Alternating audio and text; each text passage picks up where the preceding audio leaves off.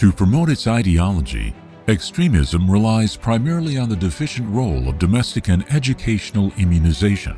Therefore, it is the obligation of competent authorities around the world to prioritize immunizing the youth through effective family initiatives, school curricula, and teacher training programs whose outputs are measured periodically. Training and motivating the youth to question, debate, validate all incoming information, especially that related to religious fervor and sentiments, and refer back to references and experts before adopting opinions and taking decisions are the most essential tools towards intellectual building and immunization.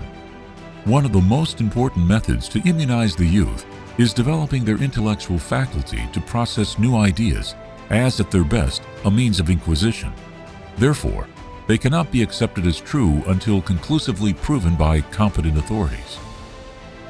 To promote awareness among the youth, it is incumbent upon the family, school, and platforms of social influence to educate them how to handle the suspicious matters and rumors propagated by extremists and instigators.